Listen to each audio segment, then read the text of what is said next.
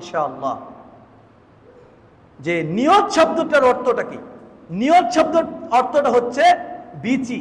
আমরা কি বীজ চিনি? বীজ, হ্যাঁ, যে বীজ মানে আপনি যদি আম গাছের বীচি বপন করেন সেখানে কি কাঁঠাল গাছ হবে? না। জাম গাছের বীজ যদি বপন করেন সেখানে কি আম গাছ হবে? হবে না। আজকের এই সমাজে যদি মানুষকে খুশি করার জন্য আজকে মসজিদে আসেন তাহলে কি আল্লাহ আপনাকে নেকি দিবে? হ্যাঁ, দান সাদকা যদি মানুষকে খুশি করার জন্য করেন, নিজের বরত্ব কামাইয়ের জন্য যদি করেন, বুট পাওয়ার জন্য যদি দান সাদকা করেন, নিজের প্রশংসা পাওয়ার জন্য যদি দান সাদকা করেন, সেই দান সাদকার নেকি আর আপনি পাবেন না, কারণ নিয়তে আপনার গন্ডগোল। মানে ওইটাই আমি বোঝাতে চাচ্ছি যে আম গাছের বিচি রইলে আম গাছই হবে, জাম গাছের বিচি রইলে জাম গাছই হবে। কারণ নিয়ত যদি মানুষকে খুশি করা হয় আপনার নেকিটা মানুষের দিকে চলে যাবে, আপনি নেকি পাবেন না। আমার কথা কি আপনারা বুঝতেছেন? হ্যাঁ, ইনশাআল্লাহ। এই পর্যায়ে যেটা আমি বুঝবো যে আপনার অন্তরে যদি কোনো রোগ থাকে, অন্তর যদি অসুস্থ থাকে, তাহলে ইবাদত করে কোনো লাভ আপনার হবে না। এটা কোথায় পাবো আমরা? রাসূল সাল্লাল্লাহু আলাইহি ওয়াসাল্লাম বলতেছেন, সূরা হাদিস নাম্বার আপনার মুসলিম 1599 নম্বর হাদিস। রাসূল সাল্লাল্লাহু আলাইহি ওয়াসাল্লাম বলতেছেন, আলা ওয়া ইন্না ফিল জাসাদি মুদগাতান, শরীরের মধ্যে একটা টুকরা আছে, শরীরের মধ্যে একটা কি স্থান আছে, একটা টুকরা আছে, একটা জায়গা আছে। ওয়া ইযা সালাহাত সালাহাল জাসাদু কুল্লুহু, যদি ওই টুকরাটা যদি সুস্থ থাকে তাহলে পুরো শরীরটাই সুস্থ থাকবে। ওয়া ইযা ফাসাদাত ফাসাদাল জাসাদু কুল্লুহু, যদি ওই টুকরাটা যদি অসুস্থ থাকে তাহলে পুরো শরীরটাই অসুস্থ থাকবে। আলা ওহিয়াল কলব, ওই টুকরাটা হচ্ছে আপনার কলব, ওই টুকরাটা হচ্ছে হৃদয়। আপনার যদি অন্তর যদি অসুস্থ থাকে, আপনার একটা জিনিস পয়েন্ট মনে রাখেন, শরীর যদি আপনার এই হৃদ যদি হাত যদি অসুস্থ থাকে, পা অসুস্থ থাকবে, শরীর অসুস্থ থাকবে, মুখ অসুস্থ থাকবে, চোখ অসুস্থ থাকবে, যদি আপনার অন্তর অসুস্থ থাকে। আর অন্তর যদি আপনার রোগ থাকে, কেমন রোগ? যদি অন্তরে যদি শিরিক থাকে, অন্তরে যদি কুফরি থাকে, তাহলে আপনার যা কিছুই করবেন, যা ইবাদতি করবেন, যা আমলই করবেন, সব আমলের মধ্যে রোগ থাকবে। বুঝতেছেন কথা? আপনার অন্তরে যদি শিরক থাকে, শিরক, আপনার অন্তরে যদি বিদআত থাকে, আপনার অন্তরে যদি কুফরি থাকে, তাহলে আপনার সালাতও বাতিল হবে, সিয়ামও বাতিল হবে, আপনার হজও বাতিল হবে। কেন? আপনার অন্তর হচ্ছে অসুস্থ অন্তর। অসুস্থ অন্তর দিয়ে ইবাদত করলে ইবাদত আল্লাহর কাছে কি কবুল হবে? কথা বলেন, কবুল হবে না। কেন? আপনার অন্তর তো অসুস্থ, ক্যান্সার। আপনার অন্তর ক্যান্সার হয়ে আছে। প্রায় মানুষ দেখবেন আল্লাহর কাছেও চাচ্ছে, আবার খাজা বাবার কাছেও চাচ্ছে। আছে কি আছে না এরকম লোক? আল্লাহর কাছেও চাচ্ছে, আবার পীরের কাছেও চাচ্ছে। এই যে অন্তর রোগ, অসুস্থ রোগ, অন্তরের রোগ ক্রান্ত। হ্যাঁ, এটা বাস্তব কথা। আল্লাহর কাছেও চাচ্ছে, আবার আপনার গাছের কাছে গিয়ে চাচ্ছে। আল্লাহর কাছেও চাচ্ছে, আবার একটা কুমিরের কাছে চাচ্ছে। এই সাম্প্রতিক ঘটনা, কুমিরের কাছে গিয়ে বলতেছে যে আমার সন্তান হচ্ছে না, একটা সন্তান দাও, আমি অসুস্থ, আমাকে সুস্থ করে দাও, আমার ইনকাম হচ্ছে না, আমার ইনকাম বাড়াই দাও। কার কাছে বলতেছে? কুমিরের কাছে বলতেছে। দেখবেন প্রায় সময় দেখবেন টেলিভিশনে অ্যাড মারে, আপনি কি ঋণগ্রস্ত, আপনার কি ব্যবসায় অসফল, তাহলে আপনি সফল হবেন, এই তাবিজটা শরীরে লাগান, এইটা কাজ করেন, আপনি ব্যবসায় সফল হয়ে যাবেন। এদের অন্তর কি বলেন তো? অসুস্থ অন্তর। অসুস্থ অন্তর নিয়ে আপনি সালাত আদায় করলে সালাত হবে না, সালাত বাতিল হবে। অসুস্থ অন্তর নিয়ে সিয়াম পালন করলে সিয়াম বাতিল হবে। অসুস্থ অন্তর নিয়ে হজ করলে হজ বাতিল হবে। জীবনে যা কিছু করবেন, যা আমলই করবেন, সমস্ত আমল বাতিল বলে গণ্য হবে। বলেন তো, আরো রোগের কথা কিছু বলতেছি, আরো বুঝবেন ইনশাআল্লাহ যে অন্তরের রোগ কি কি রোগ, আগে ক্লিয়ার হবেন ইনশাআল্লাহ। বলেন তো, আল্লাহর আকার আছে না নাই? প্রায় মানুষ বলতেছে আল্লাহর আকার নাই, নিরাকার বলতেছে, আল্লাহর আকার নাই বলতেছে। আল্লাহ সুবহানাহু ওয়া তাআলা কোরআনে অসংখ্য আয়াতে বলতেছেন যে আমার হাত আছে, আমার পা আছে, আমার চোখ আছে, হ্যাঁ, কিন্তু আবার আল্লাহ পরিষ্কারভাবে সতর্ক করে দিয়েছেন যে লাইসা কামিসলি শাইআ, মানে আল্লাহর সাথে পৃথিবীর কারো কোনো সাদৃশ্য নাই। আপনি বলবেন যে আপনার হাতের মতো আল্লাহর হাত, না, এটা বলা যাবে না, নিষেধ। আল্লাহ আল্লাহর মতো, আল্লাহ সুবহানাহু ওয়া তাআলা আল্লাহর মতো, আল্লাহর আকার আছে, তবে কিরকম এটা আমরা জানি না। এটা হচ্ছে সুস্থ, আপনার অন্তর সুস্থ অন্তর। আল্লাহ কোথায় থাকে বলেন তো? সাত আসমানের উপরে। প্রায় মানুষ বলতেছে যে আল্লাহ মানুষের কলবে থাকে, প্রায় মানুষ বলতেছে আল্লাহ সব জায়গায় বিরাজমান, প্রায় মানুষ বলতেছে যত আল্লাহ তত আল্লাহ, প্রায় মানুষ বলতেছে এই গাছের মধ্যে আল্লাহ আছে, প্রায় মানুষ বলতেছে এই যে এই মরা কাঠের মধ্যে আল্লাহ আছে।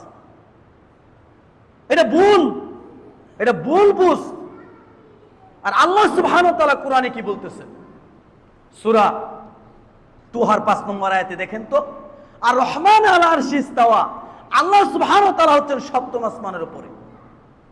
আরশ আজিম আল্লাহ সুবহানাহু ওয়া তাআলা সমুন্নত। আল্লাহ সুবহানাহু ওয়া তাআলা কোথায় বলেন তো? সপ্তম আসমানের উপরে। এছাড়া আপনি কোরআনের অসংখ্য দলিল আপনি দেখতে পারবেন। সূরা আরাফের 54 নম্বর আয়াত দেখেন, সূরা ইউনূসের 3 নম্বর আয়াত দেখেন, সূরা রাত 2 নম্বর আয়াত দেখেন, সূরা হাদীদের 4 নম্বর আয়াত দেখেন, সূরা সেজদার আপনার 4 নম্বর আয়াত দেখেন, সূরা ফুরকানের 59 নম্বর আয়াত দেখেন। এরকম 7টা প্রমাণ, 7টা আয়াত আমি বললাম, 7টা আয়াত দ্বারা প্রমাণ বলতেছে আল্লাহ সুবহানাহু ওয়া তাআলা সপ্তম আসমানের উপরে। আল্লাহ সুবহানাহু ওয়া তাআলা সপ্তম আসমানের উপরে প্রমাণ। এছাড়া আপনি আরো পাবেন, সূরা আল ইমরানের 55 নম্বর আয়াতে পাবেন, সূরা নিসার 158 নম্বর আয়াতে আপনি পাবেন, সূরা মুলকের 16 এবং 17 নম্বর আয়াতে দেখবেন যে আল্লাহ সুবহানাহু ওয়া তাআলা কোথায়। এই ভুল ধারণা যদি আপনার মধ্যে থাকে যে আল্লাহ সব জায়গায় বিরাজমান, আপনার রূপ কি বলেন তো? আপনার কি অন্তরের রূপ? অসুস্থ। ওই অসুস্থ অন্তর নিয়ে সালাত আদায় করলে আল্লাহ সালাত কবুল করবেন না। ওই অন্তরের রূপ নিয়ে আপনি সিয়াম পালন করলে আল্লাহ সিয়াম কবুল করবেন না। অন্তরের রূপ নিয়ে যা কিছু করবেন, দান সাদকা নিয়ে জীবনের যত আমল করবেন, যে বলবে যে আল্লাহ সব জায়গায় বিরাজমান, তার অন্তর কি বলেন তো? অসুস্থ অন্তর। তার সালাত কোনো কাজে আসবে না। আরো রোগের কথা বলবো। দেখেন রাসূল সাল্লাল্লাহু আলাইহি ওয়াসাল্লাম কিসের তৈরি বলেন তো? প্রায় মানুষ বলতেছে নূরের তৈরি, প্রায় মানুষ বলতেছে। রাসূল সাল্লাল্লাহু আলাইহি ওয়াসাল্লাম বলতেছেন যে আমি তো তোমাদের মতোই মানুষ, শুধু আমার কাছে ওহী আসে আর তোমাদের কাছে আসে না। মানে কি বুঝলেন? নূরের তৈরি হচ্ছে একমাত্র ফেরেশতারা। আদম আলাইহিস সালামের সন্তান আমরা সবাই না? আদম আলাইহিস সালাম মাটির তৈরি। তাহলে এই পৃথিবীর মানুষ কি ভ্রান্ত ধারণা নিয়ে বসবাস করে যে রাসূল নাকি নূরের তৈরি?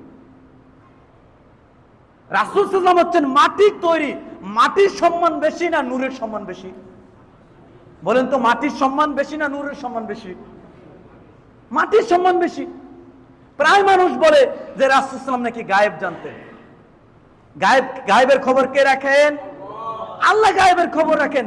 প্রায় মানুষের চিন্তা যে রাসূল সাল্লাল্লাহু আলাইহি ওয়াসাল্লাম নাকি গায়েব জানেন।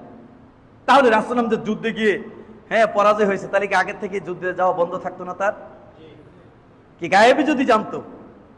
আল্লাহ যদি তাকে জানাইতেন তাহলে তিনি জানতেন। এই যে নাম হচ্ছে রাসূল সাল্লাল্লাহু আলাইহি ওয়াসাল্লামের গায়েব জানা। আল্লাহ সুবহানাহু ওয়া তাআলা আমাদের সকলকে বুঝদান করুন, সকলে বলি আমিন। আজকে যদি ভ্রান্ত অন্তর নিয়ে, যদি অসুস্থ অন্তর নিয়ে ইবাদত করেন, সালাত আদায় করেন, অসুস্থ অন্তর নিয়ে, ভ্রান্ত আকীদা নিয়ে যদি বিশ্বাস স্থাপন করে যত আমলে আপনি করবেন, সমস্ত আমল আপনার বাতিল বলে গণ্য হবে। দলিল সূরা মাইদার 5 নম্বর আয়াত যান, ওমা ইয়াকফুরু বিল ঈমান ফাকাদ হাবিদা আমালুহু ওয়া হুয়া ফিল আখিরাতি মিনাল খাসিরিন। যে বিশ্বাসের মধ্যে, চাওয়ার মধ্যে কুফরি করবে, আল্লাহর কাছে চায় আবার পীরের কাছে চায়, আল্লাহর কাছে চায় আবার খাজা বাবার কাছে চায়, আল্লাহর কাছে চায় আবার দরগায় চায়, সন্তান হচ্ছে না, পীরের কাছে চলে যাচ্ছে, গরু মানত করে, ছাগল মানত করে সন্তান দরকার, তাহলে আল্লাহর কাছেও চাচ্ছে আবার পীরের কাছে চাচ্ছে। চাওয়াটা যখন মিশ্রিত হয়ে যাবে, চাওয়াটা যখন মিলে যাবে, তখন সেটা হবে কুফরি। আল্লাহ এই জন্য এখানে সতর্ক করে দিয়েছেন যে কুফরি করবে, ইবাদতের সাথে চাওয়ার সম্পর্ক করবে, আল্লাহর সাথে অংশীদার স্থাপন করবে, আল্লাহ সুবহানাহু ওয়া তাআলা তার আমলগুলো বাতিল করে দেবে। এবং কিয়ামতের মাঠে সে ক্ষতিগ্রস্তের অন্তর্ভুক্ত হবে, সে ভয়ঙ্কর ধ্বংসের মধ্যে পড়বে। কিয়ামতের মাঠে, বিচারের মাঠে খুব ভয়ানক পরিস্থিতির মধ্যে পড়বে। এই জন্য ইবাদত করতে গেলে আপনাকে আগে আকীদা পরিশুদ্ধ করতে হবে, ইখলাসকে ঠিক করতে হবে। আপনি দেখেন যে যদি আল্লাহর সন্তুষ্টির জন্য ইখলাসকে সঠিক না করে ইবাদত করেন, আল্লাহ সুবহানাহু ওয়া তাআলা ওই ইবাদত কবুল করবেন না। দেখেন নাসাই হাদিস নম্বর 3140 নম্বর হাদিস, যে ইন্নাল্লাহা লা ইয়াকবালু মিনাল আমালি ইল্লা মা কানা খালিসান ওয়া ইয়াবতাগু বিহি ওয়াজহুহু, যে তোমরা যে কোনো ইবাদতই করো, যে কোনো আমলই করো, যে কোনো কর্মই করো, সমস্ত কিছু কর্ম, সমস্ত কিছু আমল একমাত্র আল্লাহর সন্তুষ্টির জন্য করতে হবে। যদি আল্লাহর সন্তুষ্টির জন্য না করা হয়, খালেস হৃদয় যদি না করা হয়, আল্লাহ সুবহানাহু ওয়া তাআলা তার ইবাদত, তার আমল কবুল করবেন না। আজকে দেখেন তো আল্লাহর সন্তুষ্টির জন্য কতজন ব্যক্তি সালাত আদায় করে, আল্লাহর সন্তুষ্টির জন্য খালেস হৃদয়ে কতজন ব্যক্তি দান সাদাকা করে, কতজন ব্যক্তি ঈমান আমল টিকিয়ে রেখেছে আল্লাহর সন্তুষ্টির জন্য। খালেস হৃদয়, অন্তরটাকে পরিষ্কার করেন, স্বচ্ছ করেন। কুফরি নিয়ে যদি আপনি ইবাদত করেন, ইবাদত কবুল হবে না। শিরক নিয়ে যদি ইবাদত করেন, ইবাদত কবুল হবে না। বিদআত নিয়ে যদি আপনার অন্তরের মধ্যে বিদআত আসক্ত করে যদি ইবাদত করেন, ওই ইবাদত আল্লাহ কবুল করবেন না। আল্লাহ সুবহানাহু ওয়া তাআলা আমাদের সকলকে বুঝদান করুন, আমিন। আকীদাটা কেমন জিনিস? আব্দুল্লাহ বিন বাস রাহিমাহুল্লাহ উনি বলেছেন, আকীদাতু সহিহাতু, ওনার বইতে বলেছেন যে আকীদাতু সহিহাতু হিয়া আসলু দ্বীনিল ইসলাম। আকীদাটা হচ্ছে আপনার একটা শিকড়। আকীদাটা কি বলেন তো? শিকড়। শিকড়, একটা গাছের যেরকম শিকড় থাকে, আকীদাটা হচ্ছে এরকম শিকড়। আসাসুল মিল্লাহ, আর এটা হচ্ছে মুসলিম মিল্লাতের জন্য একটা সুদৃঢ় ভিত্তি। আজকে একটা গাছ লাগালেন, যদি আপনার গাছের শিকড় যদি না থাকে, গাছ কি বাঁচবে? শিকড় যদি মজবুত না থাকে, তাহলে আপনার গাছ পড়ে যাবে। এটা হচ্ছে আকীদা। আজকের গাছকে মজবুত করতে হলে আপনার আগে আকীদা সঠিক করতে হবে, আগে আকীদাকে সহি করতে হবে, তখন আপনার ইবাদত কবুল হবে। যা কিছুই আমল করবেন না কেন, আল্লাহ সুবহানাহু ওয়া তাআলা কবুল করবেন। আল্লাহ সুবহানাহু ওয়া তাআলা আমাদের সকলকে বুঝদান করুন, সকলে বলি আমিন।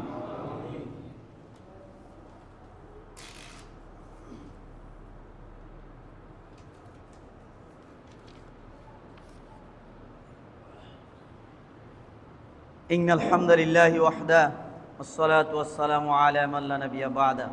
সম্মানিত উপস্থিতি, এই পর্যায়ে যেটা আলোচনা করব, ভ্রান্ত আকীদার ভয়াবহ পরিণাম, যেটা আমরা শুনলাম, যেটা আখেরাতে তার জন্য ভয়ঙ্কর শাস্তি রয়েছে। এই পর্যায়ে যেটা আজকের একটি দিন, আজকে আমরা মুসলিম সমাজ, মুসলিম জাতি, নামে মুসলিম জাতি, কাজে না। এটা আরবি কি মাস আমরা কেউ বলতে পারবো না। বলতে পারবো? ইংরাজি কি মাস আমরা ঠিকই বলতে পারবো, বাংলা কি মাস আমরা বলতে পারবো। একজন মুসলিমের জন্য আরবি যে 12টা মাস রয়েছে, একজন মুসলিম যদি বলে আমি মুসলিম, তার জন্য প্রত্যেকটা মাসের একটা করণীয় আছে, বর্জনীয় আছে। এই মাসটা কি মাস? রবিউল আউয়াল মাস। এই মাসকে কেন্দ্র করে আজকে কিছু মানুষ, কিছু জাতি, তারা এই দিনকে কেন্দ্র করে রবিউল আউয়াল মাসের 12 তারিখকে কেন্দ্র করে তারা ঈদ মিলাদুন নবী পালন করে। কি পালন করে না? আপনাদের সমাজে আছে না নাই? অন্য অন্য সমাজে আছে। ঈদ মিলাদুন নবীকে কেন্দ্র করে, রাসূলের জন্মদিনকে কেন্দ্র করে তারা মিছিল করতেছে, তার আপনার বিভিন্ন জুলুস করতেছে, গরু ছাগল মুরগি জবাই করতেছে, তারা বিশাল একটা অনুষ্ঠানের রূপ দিয়েছে। আপনি বলতে পারেন যে এটা কিভাবে আসলো? হ্যাঁ, এই যে মিলাদুন নবীটা, যে এটা কিভাবে আসলো, ঘটনাটা কি? আজকে একটু সংক্ষিপ্ত আপনাদেরকে বলবো।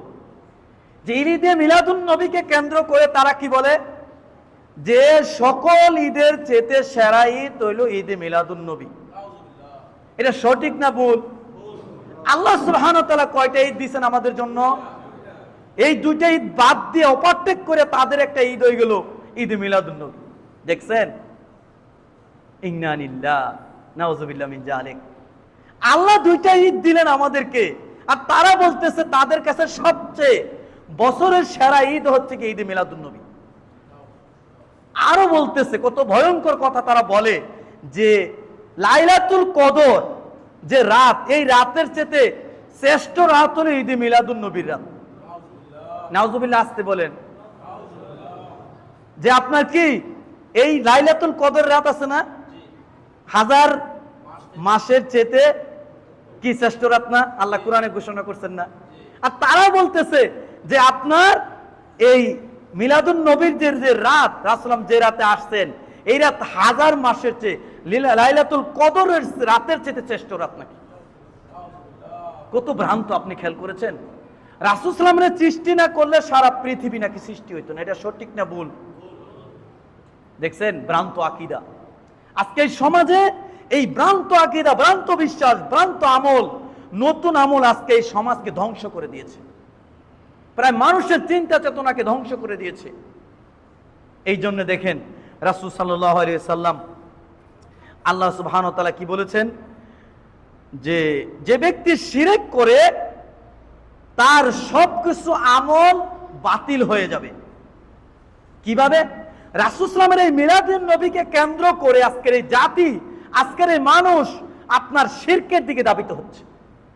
কিভাবে ধাবিত হচ্ছে? প্রথম রাসূল সাল্লাল্লাহু আলাইহি ওয়াসাল্লামের জন্মদিন পালন করে প্রথম অবস্থায়, তারপর জন্মদিন পালন করার পরে আপনার রাসূলকে বলতে বলতে এক পর্যায়ে রাসূলকে আল্লাহর জায়গায় নিয়ে যায়। নাউযুবিল্লাহ। রাসূলকে আল্লাহর জায়গায় নিয়ে যায়।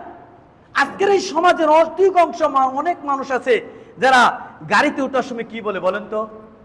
বিসমিল্লাহ। বিসমিল্লাহ বলে না? হ্যাঁ, গাড়িতে ওঠার সময় বলে আল্লাহ এবং রাসূলের নামে চললাম। এটা ভুল না সঠিক? ভুল। গাড়িতে ওঠার সময় বলবেন বিসমিল্লাহ। আর মানে রাসূলকে এমন জায়গায় বসাই দিছে, মানে বলতে বলতে তারা রাসূলের কাছে চাওয়া শুরু করে দেয়। নাউযুবিল্লাহ মিন যালিক। রাসূলের জন্মদিন পালন করে এক, তারপর আবার বলতে বলতে রাসূলকে একটা খালি চেয়ার রাখে, ওই চেয়ারে যেন এসে রাসূল বসবে। আমার এটা দরকার, সেটা দরকার, রাসূল তুমি এটা দাও, হে নবী আমার এটা দাও, রাসূল আমার টাকার সমস্যা, এটা দাও, বাচ্চা দাও। বুঝতে পারছেন আমার কথাটা? এরকম বলতে বলতে এরকম পরিস্থিতি নিয়ে যায়। কিভাবে নিয়ে যায়? খ্রিস্টানেরা আপনার মরিয়মের পুত্র ঈসা আলাইহিস সালামকে খ্রিস্টানেরা কি বানিয়েছে? আল্লাহর পুত্র বানিয়ে ফেলেছে। মানে চাইতে চাইতে তারা ঈশ্বর পর্যন্ত বানিয়ে ফেলে ঈসা আলাইহিস সালাম। নাউযুবিল্লাহ। দেখতে পাচ্ছেন আপনারা কি ওইটার এটা কি কিছুটা মিল পড়তেছে? হ্যাঁ, আপনি কি বলবেন?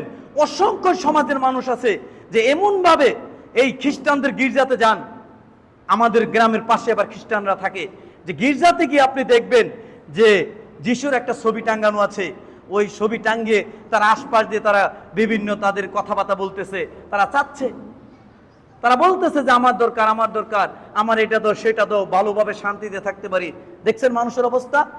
আমাদের গ্রামে, পাশের গ্রামে আপনার একটা গাছের ভিতরে একটা খুরুঙ্গ হয়েছে। খুরুঙ্গ, খুরুঙ্গের মধ্যে অনেক সময় তো বিভিন্ন আকৃতি হয়, খুরুঙ্গের মধ্যে হয় না? বলতেছে যে খুরুঙ্গের মধ্যে যিশুর ছবি বেরিয়েছে। হ্যাঁ, যিশুর ছবি বেরিয়েছে। বলতে বলতে এক পর্যায়ে যিশুর মতো ছবি টাঙ্গিয়ে ওইখানে আপনার পুরা একটা মার্কাজ বানিয়ে ফেলেছে খ্রিস্টানদের বিশাল বড় দাওয়াতি কার্যক্রম বানিয়ে ফেলেছে। কি আজকে এইভাবেই তো আপনার খ্রিস্টানদের কাছ থেকেই এই ঈদে মিলাদুন নবী যারা পালন করতেছে, আজকে খ্রিস্টানদের কাছ থেকে তারা কর্জ করছে যে হ্যাঁ, খ্রিস্টানদের বড়দিন কবে? 25শে ডিসেম্বর। তাহলে ওই দিন ঈসা আলাইহিস সালামের জন্ম তারিখ, তারা জন্ম তারিখ মনে করে তারা ওই দিনটা তারা বড়দিন হিসাবে উদযাপন করে। তাহলে আজকে মুসলমান জাতীয় যে বলতেছে হ্যাঁ, খ্রিস্টানরা যদি পালন করতে পারে এই ঈসা আলাইহিস সালামের জন্মদিন, তাহলে আমরা মুসলমানরা পালন করি না কেন? ওই মুসলমানরাও আজকে নবী সাল্লাল্লাহু আলাইহি ওয়াসাল্লামের জন্মদিন হিসাবে তারা পালন করতেছে। কি তারা যোগ করতেছে নাকি বাদ দিতেছে বলেন তো? যোগ করতেছে।